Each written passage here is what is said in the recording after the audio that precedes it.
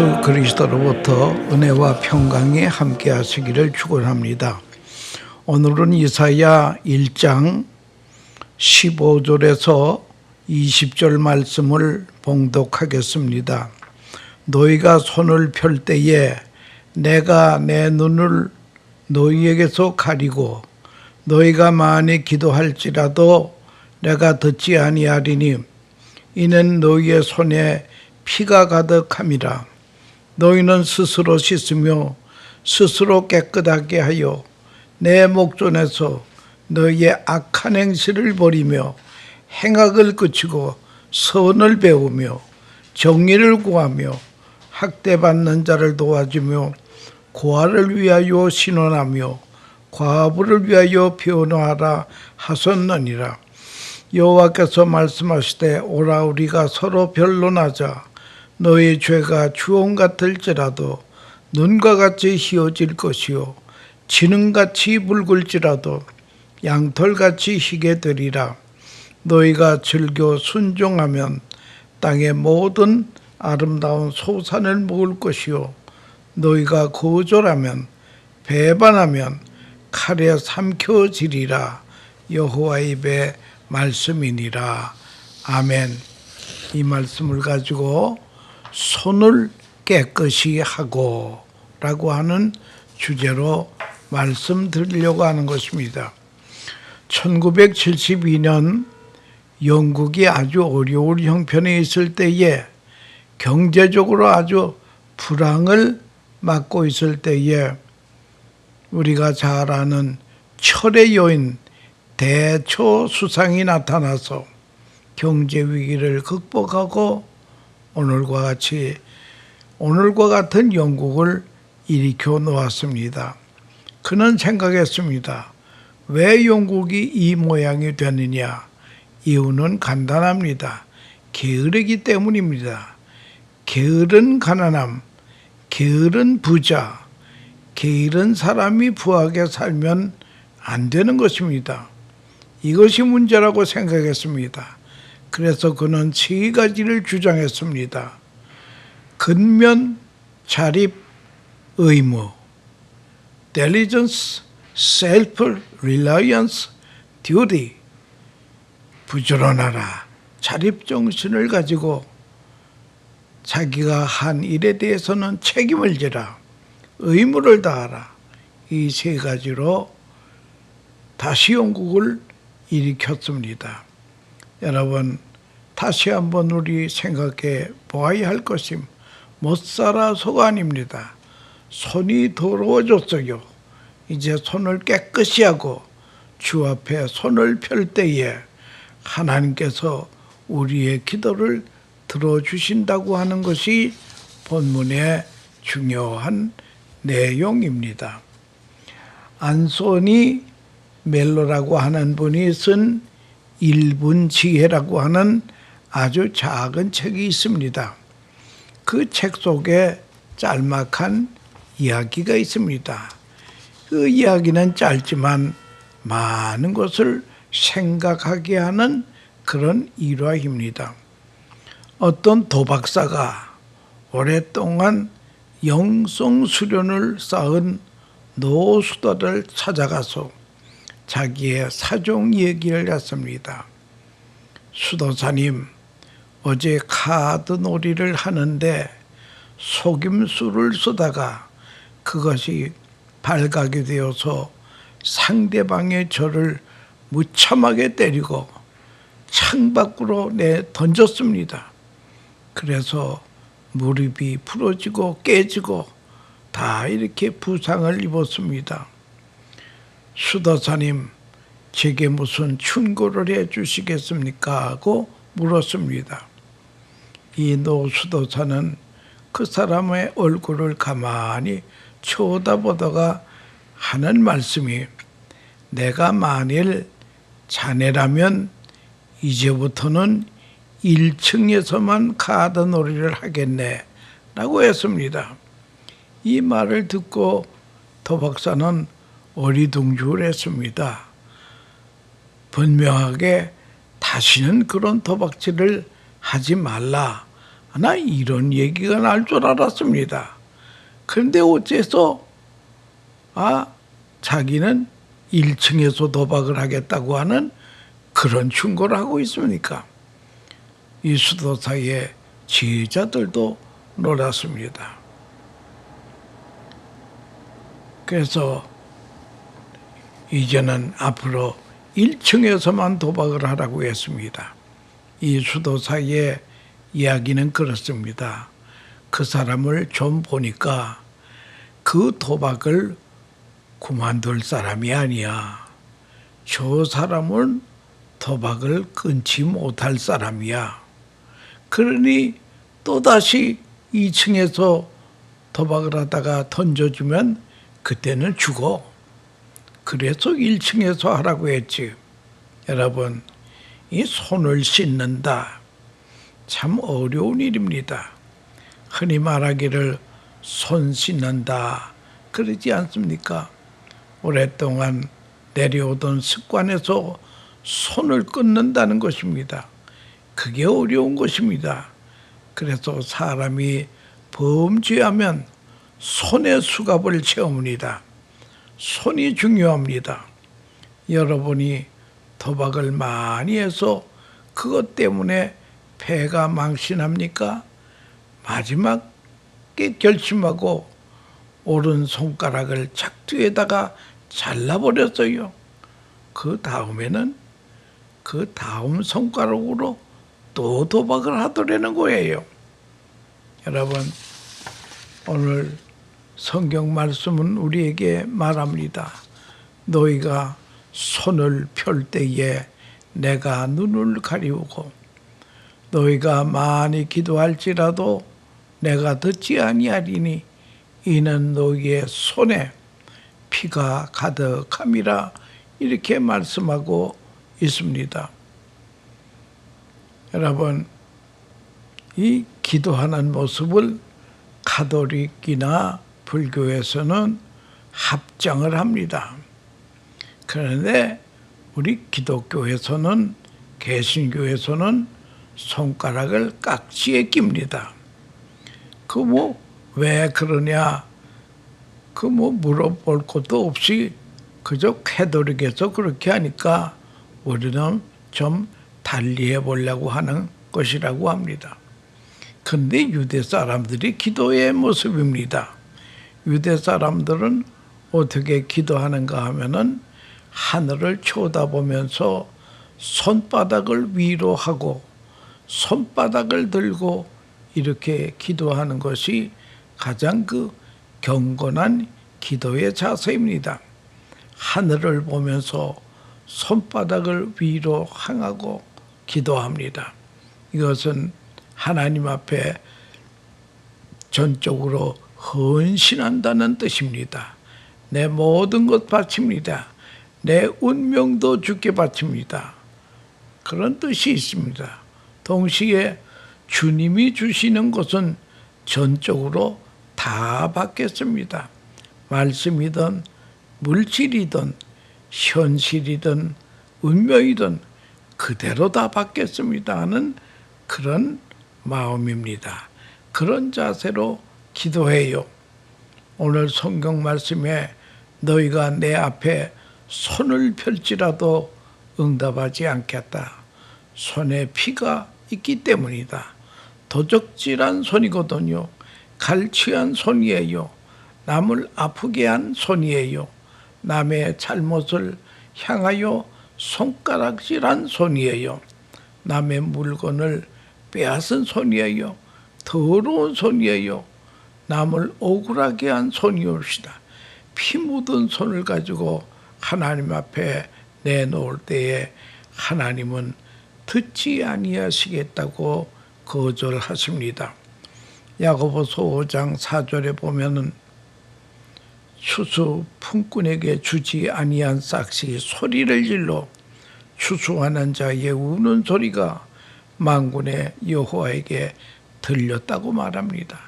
남을 억울하게 했을 때에 그 사람의 기도는 하나님이 듣지 않으신다는 것이에요. 창세기 4장에 보면은 가인이 동생 아비를 죽였습니다. 네 아우의 핏소리가 내게 들렸느니라. 성경은 그렇게 말하고 있습니다. 내가 억울하게 하고 내가 죽인 아벨의 피가 하나님 앞에 호소합니다. 이제 가인의 기도를 하나님이 들으시겠습니까? 그러므로 성경은 말합니다. 스스로 씻어라. 스스로 손을 깨끗하게 하여라. 그 다음에 너희의 기도가 응답이 될 것이라고 말씀하고 있습니다. 손을 깨끗하게 하라는 말은 회개하라는 말이옵시다. 많은 사람들이 빈혈로 인해서 영양 부족이 될 때에 알부민 주사를 맞는다고 합니다. 이 알부민은 피로 만드는 것인데 피는 본래 붉은색인데 알부민은 흰색이라고 합니다. 왜냐하면 피에서 붉은색을 제거했기 때문입니다. 이와 같이 우리 속에 우리 주님의 피가 들어오면 주홍 같은 죄가 눈과 같이 희게 됩니다. 진흥같이 붉은 죄가 양털같이 희게 됩니다. 희게 한 다음에 기도하라고 하는 것입니다. 그리고 기도에 응답받은 다음에는 뭘 하느냐? 선행을 하는데 힘쓰라. 하나님이 우리를 택하신 목적은 선한 일을 하는 하나님의 친백성 만들기 위해서 우리를 택하셨다고 하는 것입니다. 우리는 알 수 없는 개혁이라는 말을 들었습니다. 개혁 그 자체에 문제가 있습니다. 먼저는 외적인 상황에 치주하고 내적인 문제를 등한히 여기고 있습니다. 물질적이고 경제적이고 정치적인 개혁, 이러한 외적 개혁에 총력을 기울이는데 몇 번 바꿔봐도 도리가 없습니다. 또 하나는 제도와 구조적 개혁입니다.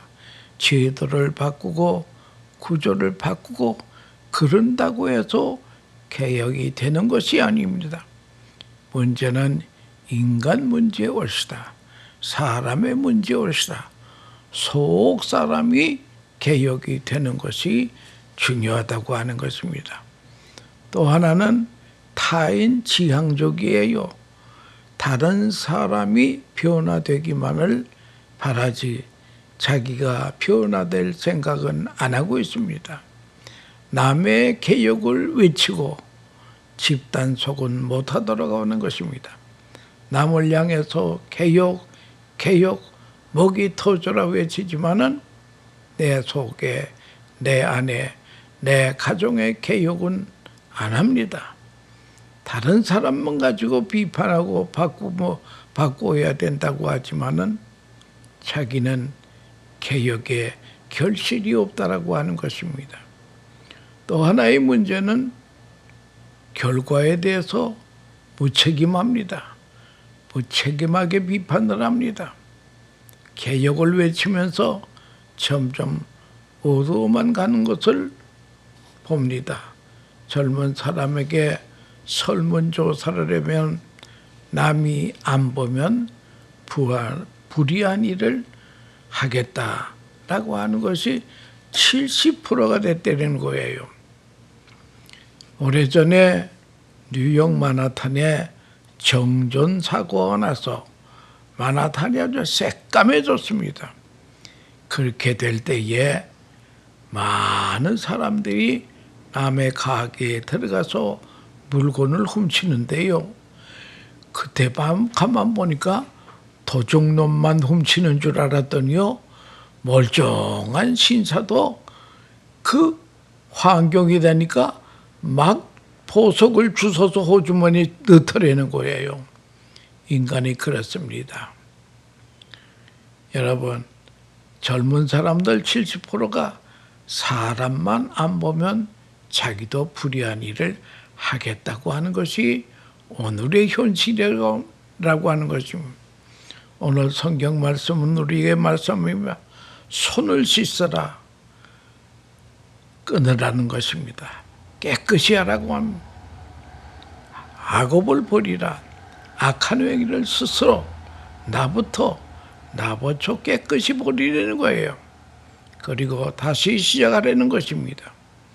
여호수아 7장 13절에 보면 아이성 점령에 실패한 이스라엘이 낙심하고 있을 때에 하나님은 여호수아를 통해서 이렇게 말씀하십니다. 스스로 선결케 하고 내일을 기다리라. 내일이 어떠냐고요? 미래가 어떠냐고요? 그것은 우리의 알 바 아니올시다. 스스로 성결케 하고 내일을 기다리라. 성결 없이 내일을 바라보지 말라는 거예요. 성결함이 있으면 하나님께서 그에게 밝은 미래를 허락해 주신다고 하는 것입니다. 오늘 본문은 더욱더 적극적인 대책을 말씀합니다. 스스로 성결케 하고 손을 씻고 선행을 배우라. 선행을 배우라고 말합니다. 특별히 문화화되는 악의 문제, 이게 문제를 이 악이 체질화가 되었습니다. 성품화가 되어서 문화화가 되는 게 이게 걷잡을 수 없는 악의 구렁텅이라고 하는 것입니다. 잘못을 해도 잘못했는지를 모르는데 어떻게 하겠느냐. 남에게 피해를 주면서 당연한 줄 아는 이게 문제라고 하는 것입니다. 도대체 상식 이하의 일을 하면서도 이것이 죄인 줄을 모릅니다. 뻔뻔합니다. 태연합니다. 물론 뉘우침도 회개도 없습니다. 잘못 배웠습니다. 잘못 길들였습니다. 그러므로 원점으로 다시 돌아가서 개혁하고 회개하고 바른 길을 가야 된다라고 하는 것입니다. 그러기 위해서는 먼저 바른 모델을 찾아야 모델링이 중요하다고 하니 바른 생활 태도의 모델을 찾아 바른 패러다임으로 찾아가야 된다고 하는 것입니다. 옛 생활을 버리고 새 생활의 양식을 몸에 익혀야 됩니다. 선의 유익을 배워야 됩니다. 선행의 기쁨을 배워야 됩니다. 여러분, 얻는 기쁨보다 주는 기쁨이 크다고 하는 걸 알아야 됩니다. 내가 가지는 것보다 다른 사람을 가지게 하고 내가 가는 것보다 다른 사람으로 가게 하고 다른 사람을 얻게 하는 것이 더 큰 기쁨임을 차곡차곡 우리는 배워야 된다라고 하는 것입니다. B.F. 넬러라고 하는 분이 Introduction to the Philosophy of Education, 교육 철학의 입문이라고 하는 책에서 그런 말을 합니다. 지식이 몇 가지가 있는데 첫째는 계시적인 지식이 있습니다. 하나님이 우리에게 영감을 주시고 하나님의 말씀을 통해 주시는 지식, 가장 근본적인 지식입니다. 두 번째는 이성적 지식이 있습니다. 하나님이 우리에게 주시는 밝은 이성으로 비판하고 종합하고 추리해서 깨닫는 지식이 옳시다. 철학적 지식입니다. 우리가 깊이 생각해서 아는 그런 지식입니다. 세 번째는 경험을 통해 얻는 지식이 옳시다. 우리가 살아가면서 실패도 하고 병들기도 하고 얻기도 하고 잃기도 하고 여러 가지 경험 속에서 배우게 됩니다. 경험적 지식이 있습니다. 네 번째는 감각적 지식이 있습니다. 여러분, 우리가 운전을 하지 않습니까? 운전을 처음 할 때는 생각이 많습니다. 그런데 운전을 오래 하다 보면 이제는 운전은 감각적으로 합니다. 자동적으로 운전은 하게 된다라고 하는 그러죠. 그래서 감각적 지식이 있다라고 하는 것을 알아야 됩니다. 오래 반복하면 감각적 지식이 생긴다고 하는 그런 것입니다. 다음에 다섯 번째는 권위적 지식이 있습니다. 이것은 하나님의 말씀과 내가 존경하는 존경하고 사랑하는 분에게 내가 이치에 맞지 않게 느껴지고 남들이 안 가더라도 그분을 존경하기 때문에 순종하고 가는 것입니다. 하나님을 사랑하기 때문에 순종하고 가는 것입니다. 순종하면서 배우는 지식을 말합니다. 모든 공부는 시간이 걸립니다. 하루아침에 되는 게 아닙니다. 생각만 가지고 되는 게 아닙니다. 체질이 되고 성품이 되고 몸에 익혀야 감각적 행동이 생긴다고 하는 것입니다. 역대 뉴욕 시장으로 유명하게 알려진 라과디아라고 하는 시장이 있었습니다. 그가 시장이 되기 전에 직결 심판부에 판사로 재직하고 있을 때에 어떤 노인 하나가 너무 배가 고파서 길을 지나가다가 가게에서 빵 하나를 훔쳐 먹였는데 이게 들켰습니다. 그래서 순경에게 끌려왔습니다.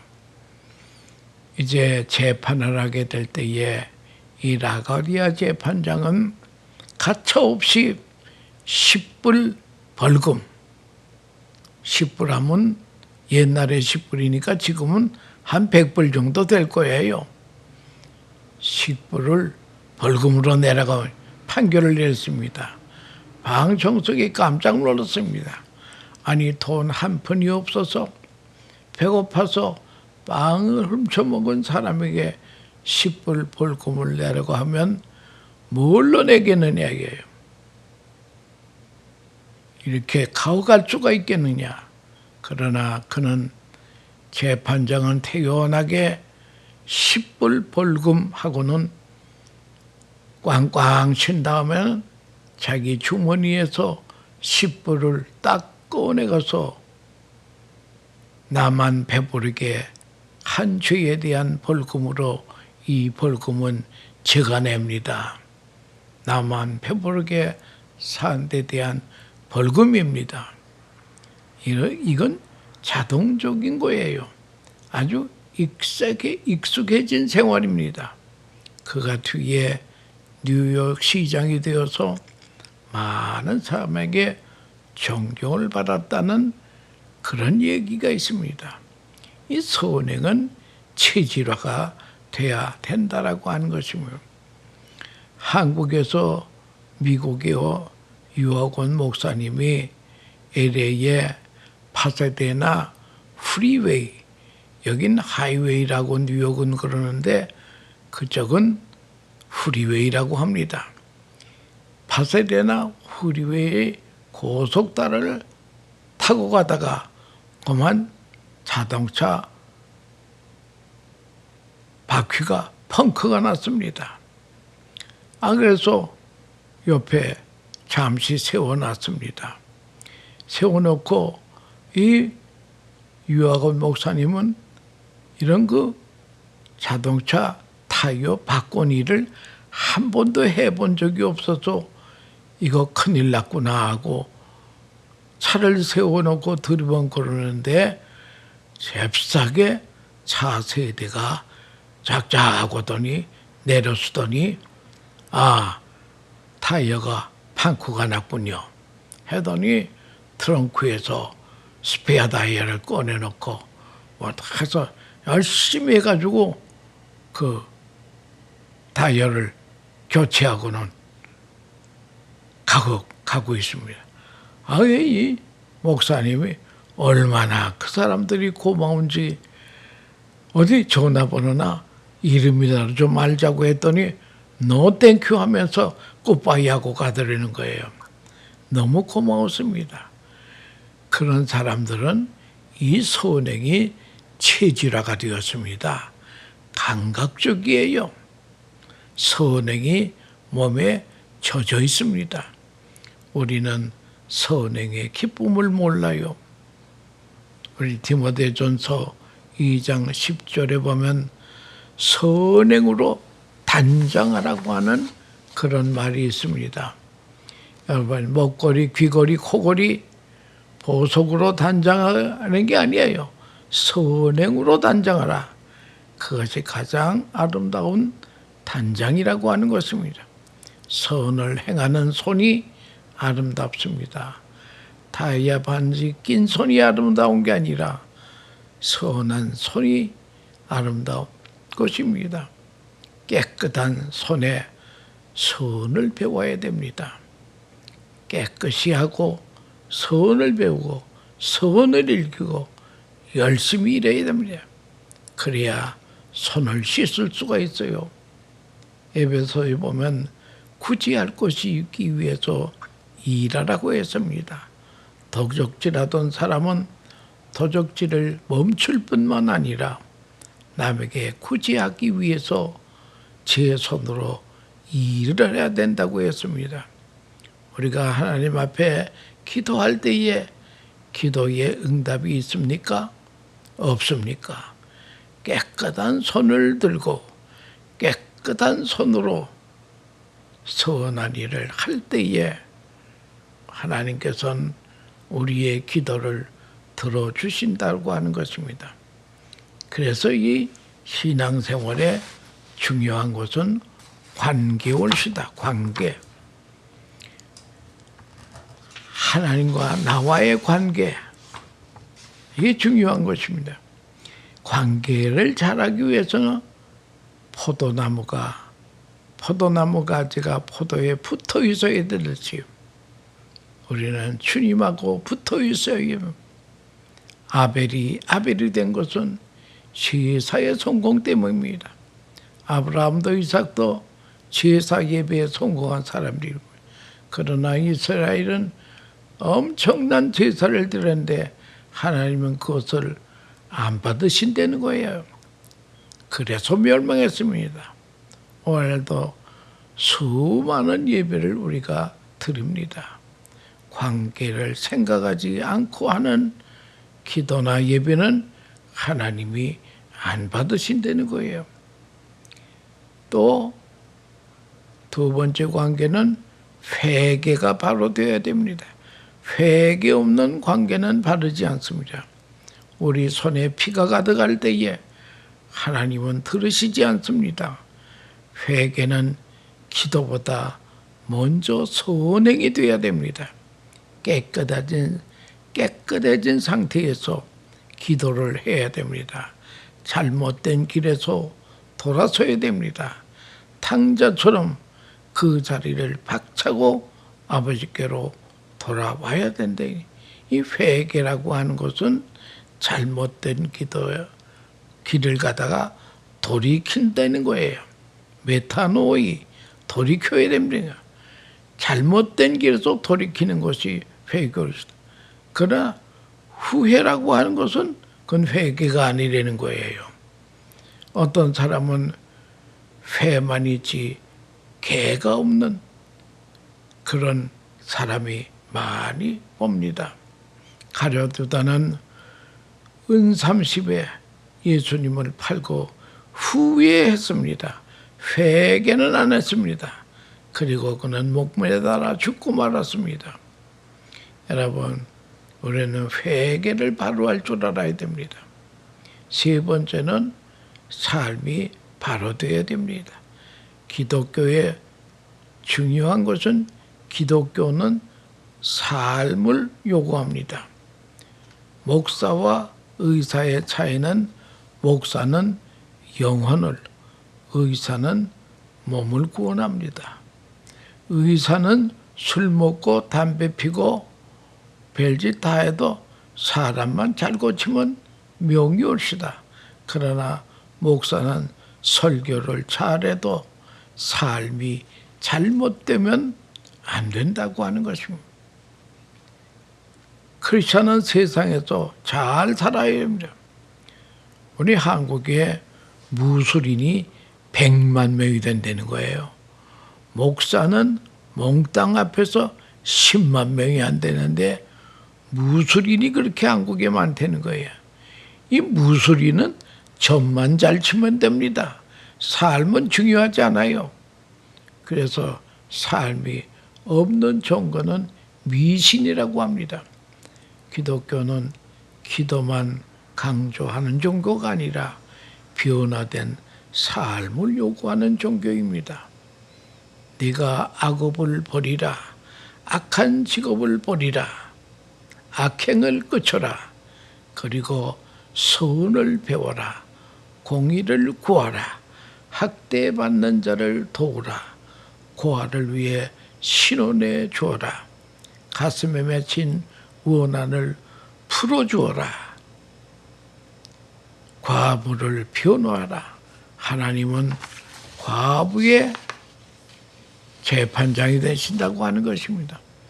세상은 힘없는 사람을 무시하지만 교회는 그런 사람을 잘 돌봅니다. 이것이 교회의 삶이 있는 기독교가 좋은 것입니다. 우리는 기도해야 합니다. 하나님이 기도를 요구하십니다. 그런데 응답이 안 될 때 어떻게 해야 할 걸까요? 하나님의 말씀은 제발 와라. 이것이 하나님의 사랑입니다. 애절한 사랑이며 어머니의 사랑과 유사합니다. 변론하자. 뭐가 잘못된지 따져보자는 것입니다. 죽음 같은 죄라도 진흥 같은 죄라도 양털같이 희게 만들어 주겠다고 하십니다. 하나님은 겹쳐진 죄를 반드시 용서하시겠다고 합니다. 관계가 바로 되면 기도의 응답이 그날 관계가 회복이 되어 하나님과의 서로 미소 짓는 관계가 되시기를 축원합니다. 감사합니다.